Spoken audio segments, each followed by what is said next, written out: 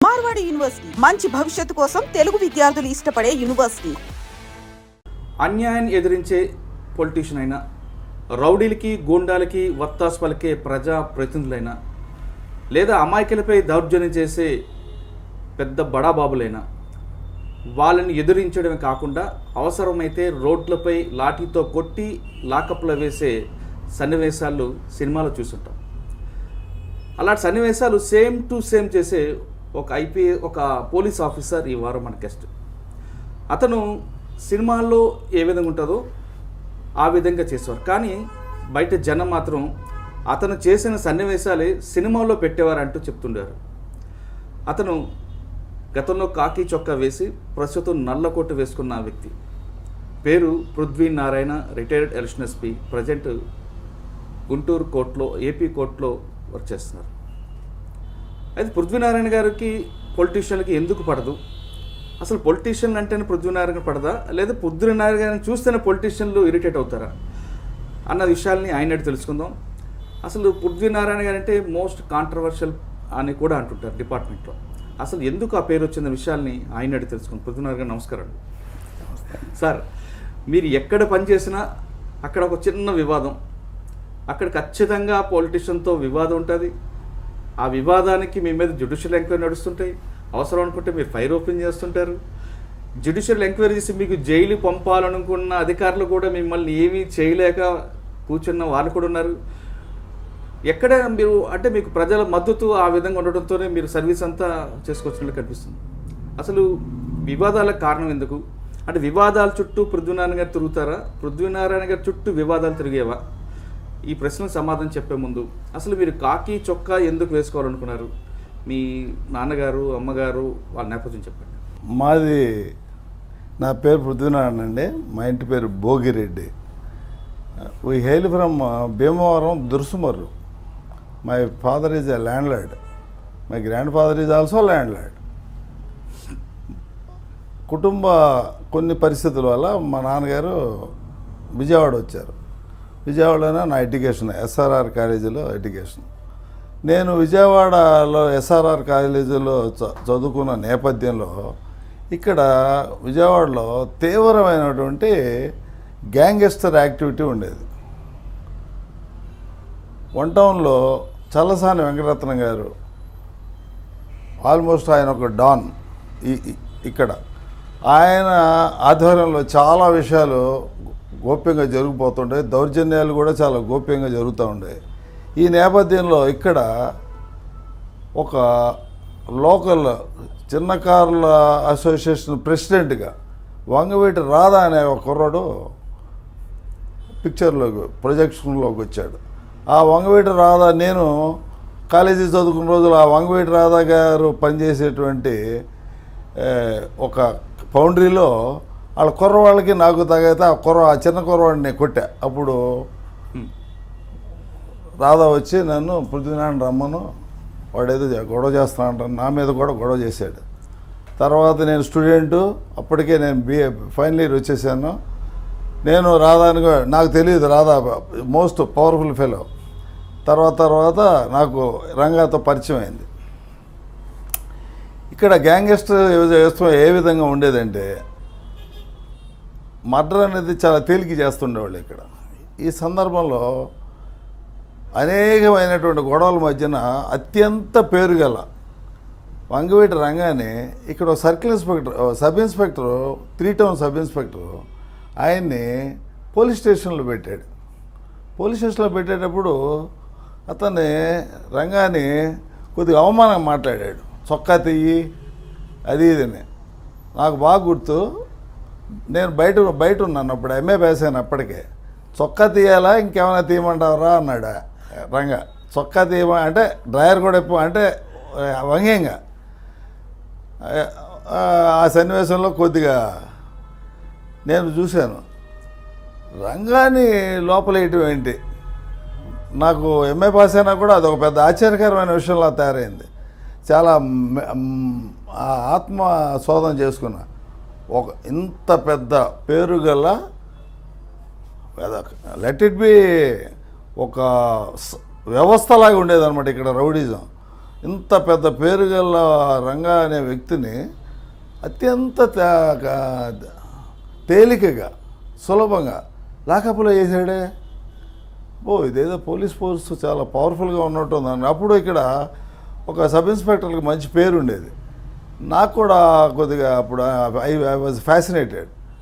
నేను కూడా అయితే బాగుంటుంది. అప్పటికే నేను బాడీ బిల్డింగ్ చేస్తుండేవాడిని. I was Mister Andhra bodybuilding. ఇక్కడ ఉన్న నన్ను బాగా గౌరవిస్తుండేవాడు. నేను బైసెప్ గీసెప్ హాఫ్ హ్యాండ్స్ చేసుకుని తిరుగుతూ ఉండేవాడిని.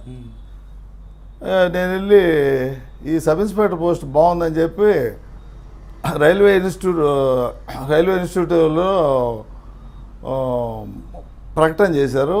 నేను mister Andhra Pradesh body building competition కొట్టిన 15 రోజులకే పోలీసింగ్ ఇంటర్వ్యూ వచ్చింది మాకు.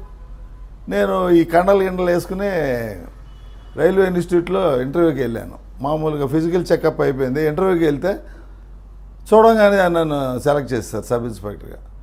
అప్పుడు నాకు తెలియదు సబ్ ఇన్స్పెక్టర్ అంటే 4 ఏళ్ళకి ఇన్స్పెక్టర్ అని, 6 ఏళ్ళ మరొక 4 ఏళ్ళకి డిఎస్పీ అని నేను మామూలుగా లెక్కలు వేసుకున్నాను.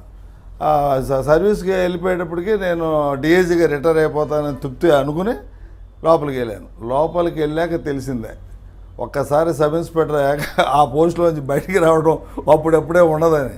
ఎందుకంటే నా ముందు 20 ఏళ్ళు సబ్ ఇన్స్పెక్టర్లు కనపడుతున్నారు.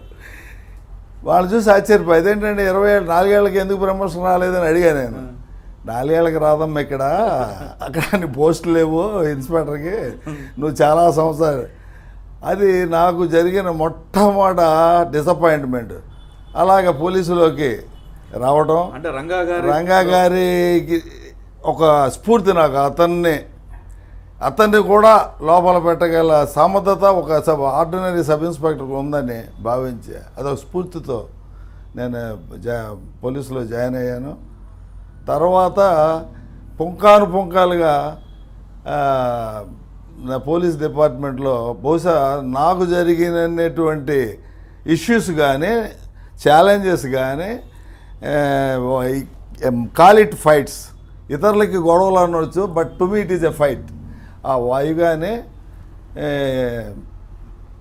బహుశా మీరు నాకు అవకాశం ఇస్తే తప్పకుండా చెప్తాను. ఓకే, ఫస్ట్ పోస్టింగ్ మీరు కాకి షర్ట్ వేసుకున్న తర్వాత ఫస్ట్ SHOగా ఎక్కడికి వెళ్ళారు?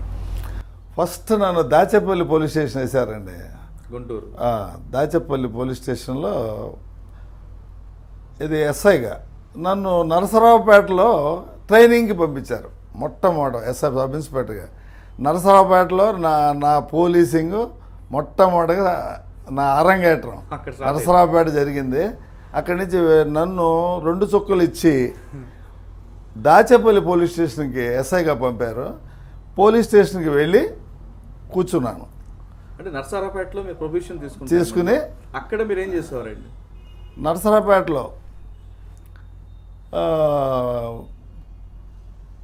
నరసరావుపేటలో అంతా ట్రైనింగ్ ఏదండి. ఆ ట్రైనింగ్లో ఒక మంచి ఇన్సిడెంట్ చెప్తాను.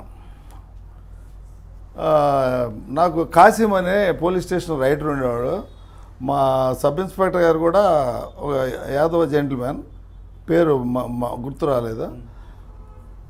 అక్కడ బ్రహ్మానందరెడ్డి గారి ఫ్యామిలీ చాలా పవర్ఫుల్. కృష్ణారెడ్డి గారు వాళ్ళ ఫ్యామిలీ చాలా పవర్ఫుల్. బ్రహ్మానందరెడ్డి గారు మామగారు ఉండేవాళ్ళు, అప్పుడు బతికే ఉన్నారు.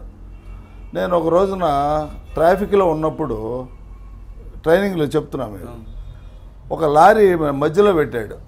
నేను మామూలుగా వెళ్ళి కొద్దిగా, నేను ఎప్పుడు కూడా చాలా ఎలా చెప్తే ఇప్పుడు అది మైనస్ పడుతుందో ప్లస్ పడుతుందో తెలియదు, కానీ నేను చాలా దేనైనా సరే I catch the horns and fight with the bull.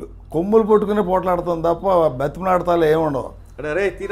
తీవా నాది తీయమంటే బండి కదలట్లేదండి, తోపించమన్నాడు. తోపించడం ఏంట్రా మేము అంటే సర్లే, అక్కడ ఉన్న 4 రిక్షా వాళ్ళని పిలిస్తే మా కానిస్టేబుల్ కూడా వచ్చి తోశాడు. మా కానిస్టేబుల్ వచ్చి వాడికి డ్రైవింగ్ తెలుసు, సార్ వాడు గేర్లో పెట్టి తోపిస్తున్నాడని అని చెప్పాడు. గేర్లో వెంటనే వాడిని దించి లాగి పెట్టి ఒకటి కొట్టా, ఎరా గేర్లో పెట్టి తోపిస్తున్నావు అని. వాడు బ్రహ్మారెడ్డి గారి ఇంటి డ్రైవర్ ఆడు. నేను పోలీస్ స్టేషన్కి వెళ్ళిన 15 నిమిషాలకి అప్పుడున్న కృష్ణారెడ్డి గారు ఎమ్మెల్యే, ఈ కృష్ణారెడ్డి గారు, అప్పుడు కృష్ణారెడ్డి గారు ఉన్నారు, ఆయన, బ్రహ్మారెడ్డి గారు, మామగారు, ఈ డ్రైవర్ గారు అందరూ వచ్చేసారు. వచ్చి ఆ పిల్లసాయి గారు ఏడు అనుకుంటూ వచ్చాడు ఆయన. మా అప్పుడు జగన్నాథరావు గారు అని మా సిఐ గారు ఉండేవాడు. ఏ పిల్లసాయి అంటే అదే అండి వాడు కండలోడు అని వచ్చారు. లోపలికి వచ్చి ఆయన తిడుతున్నాడు. నేను డైరెక్ట్గా వెళ్ళి, సార్ ఈడేనండి అక్కడ ఇది అంటే గేర్ పెట్టి తొయిచిన ఈడని ఆయన ముందు ఒకటి కొట్టాడండి. ఎవరు? నేనే మళ్ళీ కొట్టాను ఆయన. కొట్టంగానే మా సీకి ఏమనాలో అర్థం కాదు ఆయనకి. అసలు నాకు తెలియదు. ఇక్కడ ఏంటంటే ఒక చిన్నపిల్లవాడు పులి మేసం లాగినట్టు అనమాట ఇది. అసలు ఏం చేయాలో అర్థం కాదు మా సీఏ గారికి. అసలు ఆయన ఉడికిపోయాడు. సార్ వాడికి తెలియదు అది నా మొత్తానికి వాళ్ళ బతిమలాడుకుని పంపించాడు. తర్వాత వచ్చి మా రైటరు ఆయన నుంచుని ఉన్నారు, స్టేషన్ రైటర్. ఏంట్రా నువ్వు, ఆయన ఒరే అంటాడు మన మేము చిన్నవాడు కదా, ఏంట్రా నువ్వు వాడిని కొట్టావు, ఏమవుద్దో తెలుసా నా ముందు కొడితే అన్నాడు. ఏమవుద్దు సార్ అన్న, నువ్వు ఏమను నేను A2 రా అన్నాడు. నాకు అప్పటికి A1 A2 అంటే తెలీదు. A2 అండి చెప్పాను. సార్ తప్పైంది ఏదో చెప్పాను. ఆ సంఘటన అయిపోయింది. ఆయన వెళ్ళిపోయాక రైటర్ని అడిగా A2 అంటే ఏంటి ఆయన అని. A2 అంటే మీతో పాటు తోటి ముద్దాయని సార్ మీరు. ఇలాగా ఎందుకు A1 A2 ఎందుకు పెట్టాల్సి వచ్చిందండి? వాడిని కొట్టాం కదా పోలీస్ స్టేషన్లోనే, వాళ్ళు కేసు పెడతారు మా మీద. ఆడి ముందే కొట్టాను కదా నేను. సిఐ గారి ముందే కొట్టాడు. సిఐ కూడా వీడికి వత్తాసు పలికినట్టే వస్తుంది. ఇక A1 మీరు A2 సిఐ అవుద్ది, సిఐ అవుతాడు. అందుకే అదే చెప్పాడు పాపం ఆయన. సెక్షన్ 29 ప్రకారం 323 506. అవును, మీరు డిపార్ట్మెంట్ గా కొట్టే అధికారం మీకు ఉంది కదా? ఏం లేదు.